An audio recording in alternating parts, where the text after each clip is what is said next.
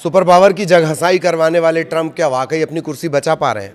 Make America great again करते करते भारी भरकम कर्ज करवा दिया, अरबों डॉलर युद्ध में झोंक दिए, ना खुदा मिला न विसाल सनम। ईरान में दरअसल बुरी तरह से ट्रंप फंस गए हैं। क्या तेल की कीमतों ने उनके पसीने छुड़ा दिए और अब सत्ता जाने का भी डर है? इज्जत भी बच जाए और जंग भी रुक जाए, सांप भी मर जाए लाठी भी ना टूटे, क्या अब ट्रंप के पास ऐसा कोई फॉर्मूला तलाश करने के अलावा कोई कोई और चीज़ बची नहीं है?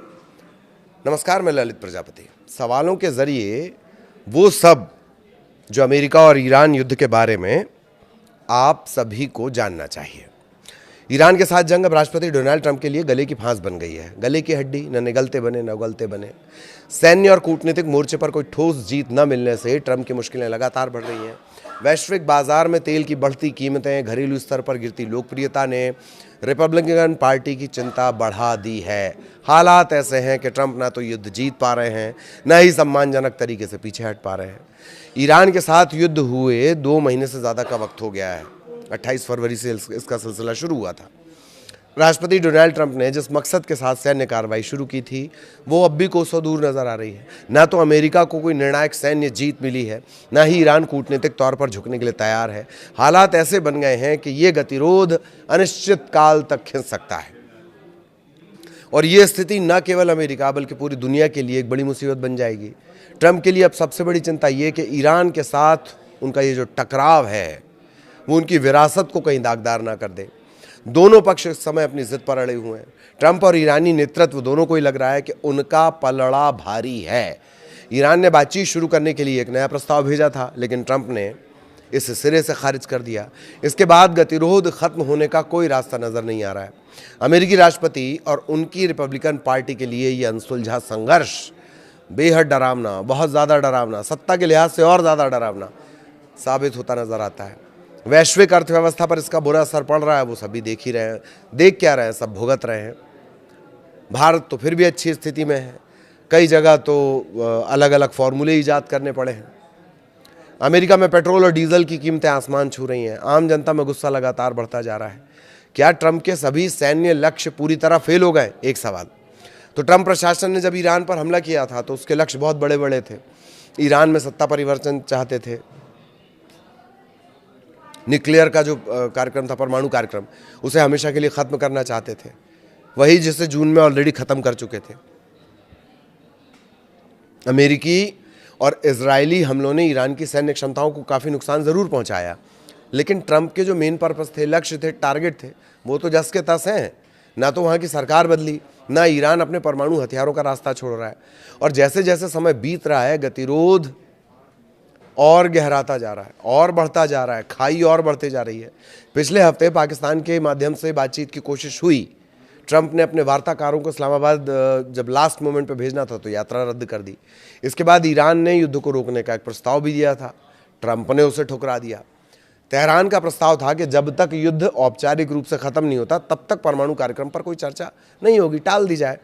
और होर्मुज जल डमरू मध्य स्ट्रेट ऑफ होर्मुज को फिर से खोलने पर समझौता हो। ट्रंप को यह मंजूर नहीं था क्योंकि वे शुरुआत में ही परमाणु मुद्दे पर ठोस गारंटी चाहते थे। तेल की बढ़ती कीमतों ने ट्रंप की नींद क्यों उड़ा दी है? एक सवाल ये। ईरान ने होर्मुज स्ट्रेट ऑफ होर्मुज को प्रभावी ढंग से बंद कर रखा है। दुनिया का 5वां हिस्सा का जो तेल है वो इसी रास्ते से होकर गुजरता है। इसके बंद होने से वैश्विक तेल आपूर्ति को बड़ा झटका लगा। अब कोई नया रास्ता, नया रूट तलाशना, नया विकल्प तलाशना, वो सालों का काम है। शुक्रवार को जब ईरानी समाचार एजेंसी इरना इसने संशोधित प्रस्ताव की खबर दी तो तेल की कीमतों में थोड़ी गिरावट आई थी, लेकिन ट्रंप ने जैसे ही कहा कि वो उस प्रस्ताव से संतुष्ट नहीं है, बाजार फिर से बेचैन हो गया। तेल की ऊंची कीमतें सीधे तौर पर अमेरिकी नागरिकों की जेब पर असर डाल रही हैं। अब पेंच कहां फंस गया है? अमेरिका में मिड टर्म चुनाव होने वाला है। इतिहास गवाह है कि जब भी तेल की कीमतें बढ़ती हैं, सत्ताधारी दल को नुकसान होता है। ट्रंप की जो अप्रूवल रेटिंग है वो गिरकर 34% पर आ गई, जो उनके कार्यकाल का सबसे निचला स्तर है। पेट्रोल की कीमतें $4 प्रति गैलन के पार जा चुकी हैं। बीच में ये $120 के आसपास पहुंची थी। 120 के आसपास जो तेल की कीमत है, कच्चे क्रूड ऑयल की। अगर ये युद्ध लंबा खिंचता है तो रिपब्लिकन पार्टी के लिए कांग्रेस में अपना बहुमत बचाना बहुत मुश्किल हो जाएगा। व्हाइट हाउस भले ही कह रहा हो कि ट्रंप के पास पूरा समय है, लेकिन हकीकत ये है कि जो घड़ी चल रही है ना, टाइम, काल, समय, वो ही उनके खिलाफ चल रहा है। अब अमेरिका पर ईरान युद्ध का असर, कितना असर, किस सेक्टर पर, अभी क्या हालात हैं? तेल की कीमतें बहुत ज़्यादा इजाफा और $120 प्रति बैरल के पार जाने का अंदेशा है। शिपिंग रूट होर्मुज बंद है। वैश्विक सप्लाई चेन में भारी ये स्थितियां हैं, देरी हो रही है। शेयर बाजार में अस्थिरता है, ऊर्जा कंपनियों के शेयर में उछाल है और बाकी सब में गिरावट है। अमेरिकी घरेलू बाजार में क्या स्थितियां हैं? महंगाई है, पेट्रोल की कीमतें ऐतिहासिक स्तर पर है। अब सवाल कि क्या ईरान पहले से ज़्यादा ताकतवर होकर उभरा है? विशेषज्ञों का मानना है कि इस युद्ध में ईरान को अपनी ताकत का एहसास करा दिया। भले ही उसकी सैन्य शक्ति कमज़ोर हुई है, लेकिन उसके पास तेल का हथियार है। Centre for strategic international studies के विश्लेषकों का कहना है कि ईरान ने दुनिया को ये दिखा दिया कि जब चाहे स्ट्रेट ऑफ होर्मुज में खेला रोक सकता है। ये एक ऐसा हथियार है जो युद्ध खत्म होने के बाद भी ईरान के पास रहेगा। इस वजह से ईरान भविष्य में और भी आक्रामक और आत्मविश्वास के साथ आगे आएगा। दूसरी तरफ ट्रंप ने वादा किया था कि वो अमेरिका को विदेशी युद्धों में नहीं उलझाएंगे, लेकिन 28 फरवरी को ईरान पर हमला करके उन्होंने खुद को एक अंतहीन संघर्ष में डाल दिया। पिछले साल जून में भी हमला किया था। इसके अलावा यदा कदा उनके हमले लगातार चल रहे हैं। जिन्होंने कहा था कि वो युद्ध में नहीं झोंकेंगे, वो बहुत सारे युद्ध में झोंक चुके हैं। वेनेजुएला है, उससे पहले हुथीस पर अटैक है, छोटे छोटे जो जिन्हें आतंकवादी बताता है अमेरिका, उन पर हमला है, वो लगातार चल रहे हैं। ईरान सबसे बड़ा साबित हो गया है, जिसको अपनी भाषा में, स्लैंग लैंग्वेज में पच्चर, रायता फैलाना, वो हो गया है। पिछले साल जून में हुए हमलों के बाद भी ईरान के पास उच्च संवर्धित यूरेनियम यानी एनरिच्ड यूरेनियम का भंडार सुरक्षित माना जा रहा है। जबकि ये कह रहे थे कि मार B-2 बॉम्बर मार मार के इन्होंने सब खत्म कर दिया। तब भी हमने वीडियो के जरिए सवाल उठाया था कि अगर वो यूरेनियम खत्म हो गया तो विकिरण, रेडिएशन, वो तो कहीं समझ ही नहीं आया। अब ईरान का कहना यह है कि उसे शांतिपूर्ण उद्देश्य के लिए यूरेनियम संवर्धन का अधिकार है। ट्रंप की टीम भले ही दावा करे कि उन्होंने सभी सैन्य लक्ष्य हासिल कर लिए, लेकिन जमीन पर हकीकत कुछ और बयां करती है। अब सवाल है कि क्या मिडिल ईस्ट में फिर से भीषण बमबारी शुरू हो सकती है? व्हाइट हाउस के सूत्रों के मुताबिक ट्रंप अब ईरान की पूरी तरह से नौसैनिक घेराबंदी करने पर विचार कर रहे हैं। इसका मकसद है ईरान के तेल निर्यात को पूरी तरह से ठप करना, ताकि वो परमाणु समझौते पर मजबूर हो जाए। लेकिन ये रणनीति जोखिम भरी है और अमेरिका के सैनिक को अगर कुछ हो गया तो अमेरिका में बवाल हो जाएगा। इसके अलावा 60 दिन में जंग की फिर से परमिशन लेनी होती है, बताना होता है, जंग के बारे में जानकारी देनी होती है। बजट वैसे ही पार जा चुका है, वो एक अलग पेंच है। ट्रंप ने फिर से सैन्य कार्रवाई शुरू करने के जो विकल्प हैं वो खुले रखे हैं। अमेरिकी सेंट्रल कमांड, उसने कहा है कि शॉर्ट और पावरफुल हमलों की योजना उन्होंने तैयार कर ली है। इससे स्ट्रेट ऑफ होर्मुज के कुछ हिस्सों पर कब्जा करने की योजना भी शामिल है, ताकि शिपिंग फिर से शुरू हो सके।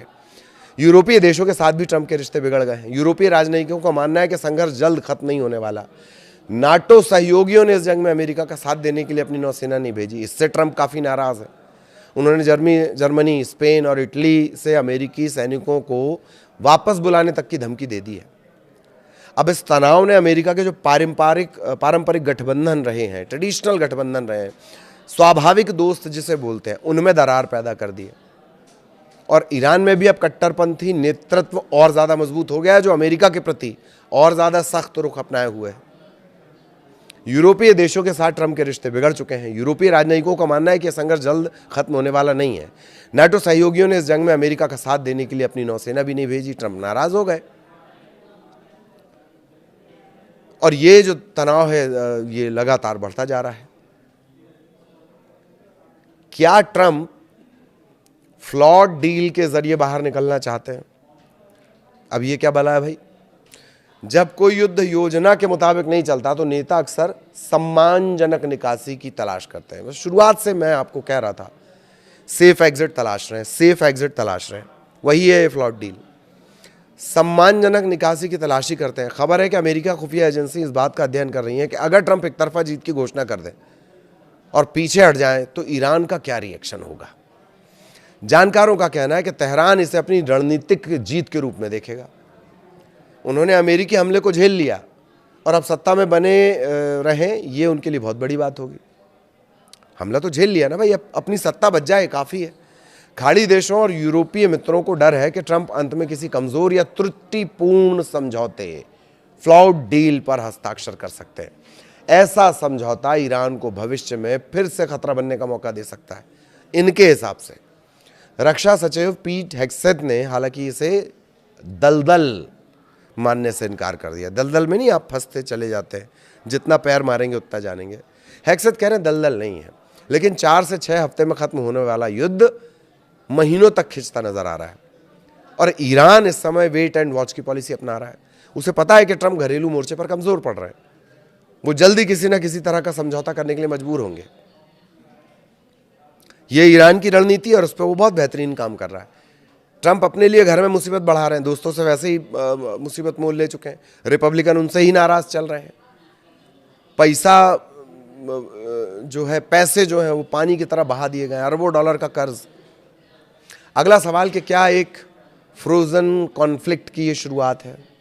अगर बातचीत ऐसे ही बेनतीजा रही तो ये जंग एक फ्रोजन कॉन्फ्लिक्ट में बदल सकती है। इसका मतलब कि ना तो पूरी तरह युद्ध होगा और ना ही पूरी तरह शांति होगी। ऐसी स्थिति में ट्रंप मिडिल ईस्ट में अपनी सेनाएं कभी कम नहीं कर पाएंगे। अमेरिका को इसकी भारी कीमत चुकानी पड़ रही है। न केवल आर्थिक रूप से बल्कि रणनीतिक रूप से भी अमेरिका अलग थलग पड़ता जा रहा है। ईरान की जनता ने भी ट्रंप की उस अपील पर ध्यान नहीं दिया जिसमें उन्होंने कहा था कि सरकार उखाड़ फेंक दो।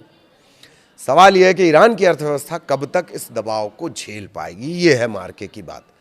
तेहरान समय काट रहा है, उसे उम्मीद है कि अमेरिकी चुनाव ट्रंप के लिए मुश्किलें पैदा करेंगे, लेकिन ईरान के लिए भी आर्थिक तबाही से बचना बड़ी चुनौती है। तो कुल मिलाकर ट्रंप एक ऐसे मोड़ पर खड़े हैं जहां उनके सामने न खुदा ही मिला न विसाल सनम वाली स्थिति है। उन्होंने जो युद्ध शुरू किया वो अब उनके अपने राजनीतिक भविष्य के लिए सबसे बड़ा खतरा बन गया। इस पूरे घटनाक्रम ने यह भी साबित किया कि आधुनिक युग में युद्ध केवल सीमाओं पर नहीं बल्कि बाजार पर, बैलेट बॉक्स पर भी लड़े जाते हैं। ट्रंप के लिए ईरान की ये चुनौती अब उनके करियर की सबसे बड़ी परीक्षा बन चुकी है और जल्द अगर वो कोई ठोस समाधान नहीं ढूंढ पाए तो हो सकता है कि इसकी कीमत व्हाइट हाउस की कुर्सी गंवाकर उन्हें चुकानी पड़े, ऐसा जानकारों का कहना है। 34% क्या ये रेट होता है, लोकप्रियता है जो चुनाव के समय 80 के ऊपर चल रही थी, 70 के ऊपर चल रही थी, वो 34% पे निपट गई है, सिमट गई है। आगे भी मिडिल ईस्ट से जुड़े इसी तरह के अपडेट, इसी तरह के आयाम, इसी तरह के एंगल आप तक पहुंचाएंगे। और कुछ आप जानना, सुनना, समझना चाहते हैं तो आप कमेंट करके हमें बता सकते हैं। नमस्कार।